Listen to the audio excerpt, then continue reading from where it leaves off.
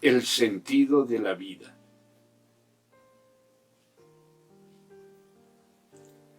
Desde entonces empezó a explicarles claramente que era imprescindible que fuera a Jerusalén, que allí sufriría mucho en manos de los dirigentes judíos y que, aunque al fin lo matarían, a los 3 días resucitaría. Pedro, inquieto, lo llamó aparte y lo reprendió. Dios guarde, Señor, le dijo, a ti no te puede pasar eso que dices. Apártate de mí, Satanás, dijo Jesús mirando a Pedro. Me eres un estorbo. Estás mirando las cosas desde el punto de vista humano y no del divino. Y dijo luego a los discípulos, si alguien desea seguirme, niéguese a sí mismo, tome su cruz y sígame. Porque el que trate de vivir para sí, perderá la vida, pero el que pierda la vida por mi causa, la hallará. ¿De qué le sirve ganarse el mundo entero y perder la vida eterna? ¿Habrá algún valor terrenal que compense la pérdida del alma? Yo, el Hijo del Hombre, vendré con los ángeles en la gloria de mi Padre y juzgaré a cada persona según sus obras. Y algunos de los que están aquí ahora mismo no morirán sin verme venir en mi reino. Mateo 16, versos 21 al 27, en la Nueva Biblia Vida.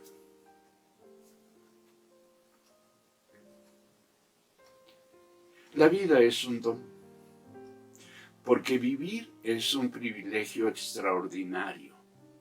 También lo es porque para los seres humanos la vida es mucho más que energía, fuerza, aliento. A esto que los seres humanos compartimos con los animales y aún con las plantas, las personas agregamos el privilegio de haber sido creados a imagen y semejanza de Dios. Así que la vida nos da a mujeres y a hombres la oportunidad de vivir en comunión con el Señor. Vale la pena entonces caer en el lugar común y asegurar que la vida es bella. Dios, a quien puede considerarse hombre céntrico, ha creado todas las cosas en función del hombre. La belleza de la creación no solo refleja el carácter de Dios, sino que tiene como objetivo el enriquecer a los seres humanos, animar en ellos, en nosotros, el gusto por y el cultivo de lo bueno y de lo bello. Además, lo que Dios ha creado acompaña al hombre, brindándole a al ser humano, la oportunidad de ser él mismo co-creador con el Señor de la creación. Quizás sea uno de los dones aparejados al de la vida que más valioso resulta.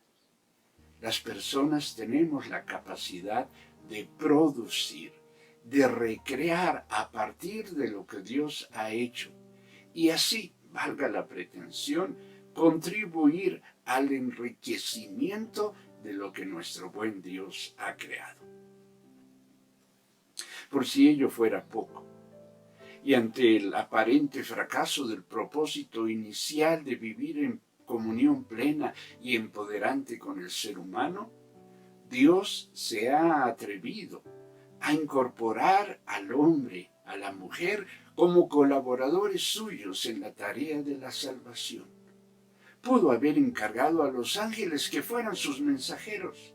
Sin embargo, prefirió encargar a mujeres y hombres, muchos de ellos escoria, basura, desprecio del mundo, para que éstas y estos fuesen los portadores de la buena nueva de nuestro Señor y Salvador Jesucristo. Los seres humanos han sido creados, asegura el profeta Isaías, para Dios y para que proclamen su alabanza. Isaías 43, 21. Así, la razón de la vida humana no es la persona misma. La razón de la vida de todo ser humano es Dios. Se viene de Él y a Él se va. No en balde, el apóstol Pablo nos recuerda y les recordó a los atenienses, porque en Dios vivimos, nos movemos y existimos. Hechos 17, 28. Y luego el mismo apóstol recuerda a los romanos un principio básico que da sentido a la vida de quienes hemos sido creados a imagen y semejanza divina. Romanos 14, versos 7 y 8. Pablo dice: ninguno de nosotros vive para sí mismo, ni muere para sí mismo. Si vivimos, para el Señor vivimos, y si morimos, para el Señor morimos. De manera que, tanto en la vida como en la muerte, del Señor somos. Hay una perversión en hacer de uno mismo, o de los nuestros, o de lo que se tiene, la razón para la vida. El problema de una vida que equivoca su sentido, su razón de ser, no consiste en última instancia en cómo se enfrenta la muerte. El problema es cómo se vive la vida. Quien vive para sí se aparta del propósito divino y por lo tanto, asegura Jesús, termina perdiendo su vida. Para algunos, debemos aceptarlo, Dios no parece ser suficiente razón para vivir la vida.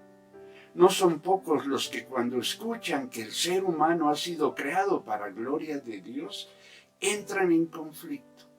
No son pocos los que cuando escuchan a Cristo decir aquello de porque todo el que quiera salvar su vida la perderá y todo el que pierda su vida por causa de mí, éste la salvará, Lucas 9:24, entiendan, juzguen el propósito de Dios como una cuestión restrictiva. Asumen, consideran que vivir para Dios los limita. Es más, algunos hasta lo consideran ofensivo. ¿Quién es Dios? ¿O quién se cree Dios? Que es para esperar que yo viva para Él. Sin embargo, cuando el Señor Jesucristo llama a sus seguidores a asumir que la vida es más que la comida, más que el vestido, los anima a pasar a una dimensión de trascendencia. La definición que el diccionario hace de esta palabra trascendencia no es solo interesante, resulta inspiradora. Trascender es exhalar un olor tan vivo y subido que penetra y se extiende a gran distancia. Jesucristo invita a los suyos a que vivamos de tal manera, a que produzcamos un fruto que permanezca aun cuando nosotros ya no estemos en este mundo. Jesucristo invita a los que le siguen a dejar huella, a inaugurar calzadas que otros habrán de caminar.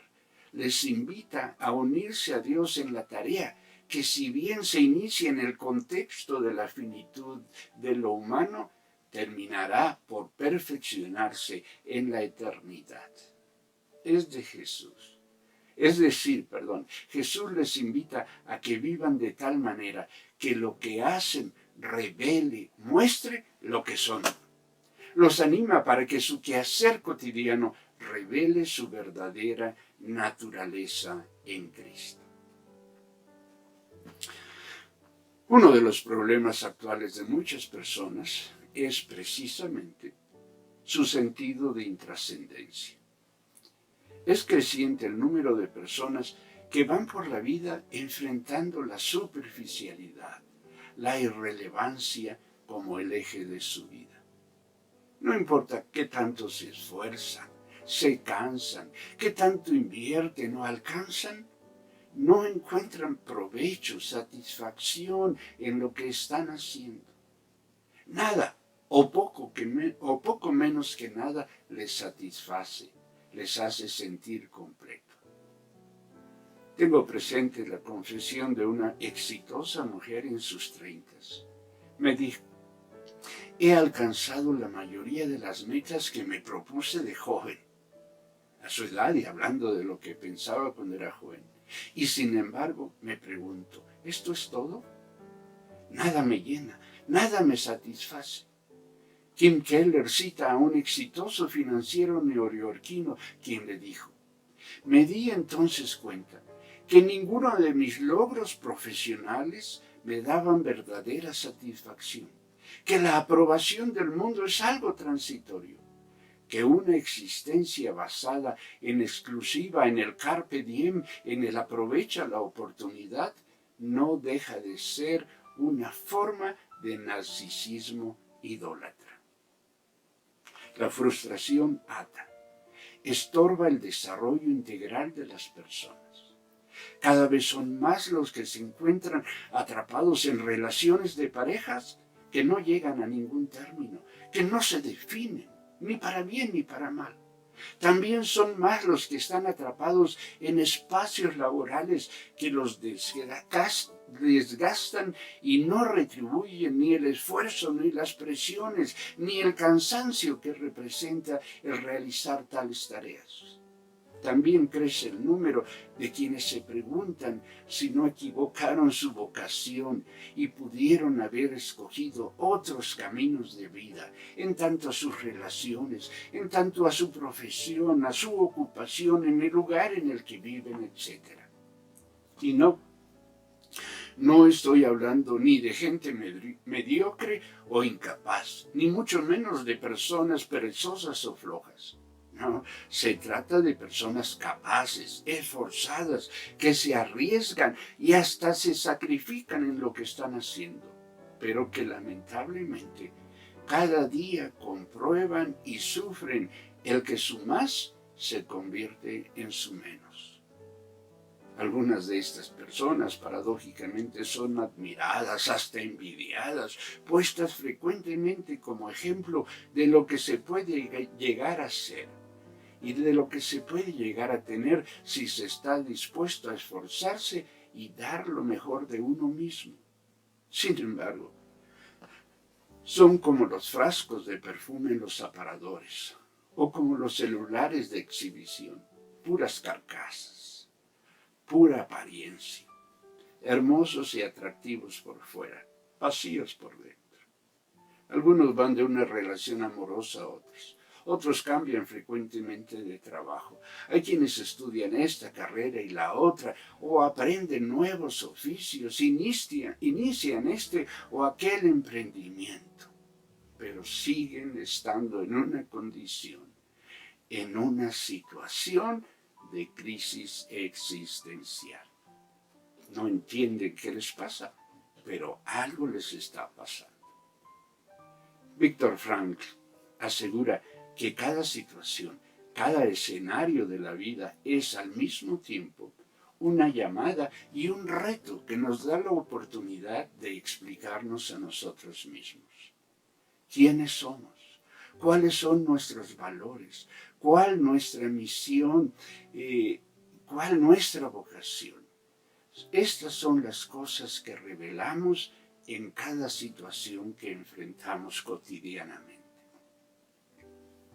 Dado que entre nosotros hay quienes están enfrentando este tipo de situaciones, especialmente quienes están viviendo por debajo de sus capacidades en Cristo, hoy quiero animarles a que se detengan un momento en el quehacer de sus vidas. Quiero pedirles que se dispongan a correr el riesgo de ser confrontados por el Señor y a que se confronten a ustedes mismas, a ustedes mismos. Les animo a que en oración abran sus corazones a Dios y que como el salmista le pidan que vea si hay en sus vidas caminos malos, si están caminando caminos malos, y que sea Él quien los conduzca por caminos eternos, por caminos trascendentes. Salmo 139. Para quienes están dispuestos a cuestionarse a sí mismos, la buena noticia es que estando Cristo en nosotros y nosotros en Cristo, no vivimos vidas limitadas. En Él y por Él podemos vivir vidas plenas y trascendentes. Mientras más Cristo en nosotros, más significativa la huella que dejamos en la vida. lo que dimensiona nuestra vida a la luz de la eternidad, lo que nos hace trascendentes, no es aquello que realizamos en función de nosotros mismos. Lo que nos hace trascendentes, lo que hace plena nuestra vida, resulta de nuestro estar en Cristo y de nuestro vivir para Él, de nuestro hacer para Él todo lo que somos y hacemos en la vida. Esto implica, es verdad, de que dejemos de ser la razón de nuestra vida.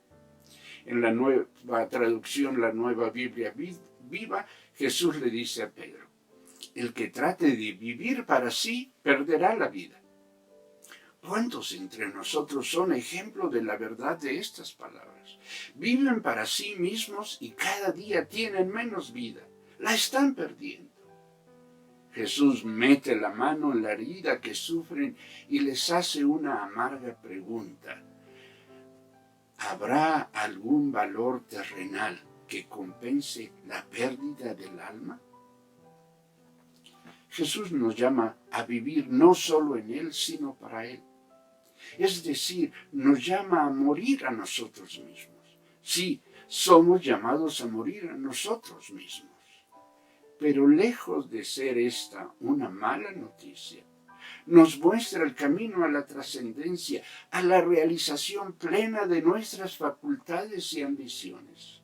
Pues se nos llama a imitar al grano de trigo que cuando muere, se reproduce y genera riqueza abundante. Así que, hermanas, hermanos, en realidad nada perdemos cuando nos despojamos de lo que tenemos para ser lo que realmente somos. Porque en Cristo, el de la negación a nosotros mismos es el camino que nos conduce irremediablemente al éxito, a terminar el todo de nuestra vida con gozo, sabiendo que hemos cumplido fielmente con aquello que se nos ha encargado. Reconozco que mi propuesta es incómoda y que molesta, pero quiero reiterar mi invitación para que nos detengamos, para que te detengas y hagamos un examen de nuestra vida. A que en términos muy prácticos hagamos un análisis de nuestra inversión y ganancia vitales. A que nos preguntemos, ¿vale la pena seguir invirtiendo en lo que las polillas se comen y el óxido destruye y donde los ladrones entran y roban? Mateo 6:19. Les animo a que estemos dispuestos a perder lo menos para ganar lo más en Cristo. A esto los animo. A esto los convoco en el nombre del Señor. Que el Señor los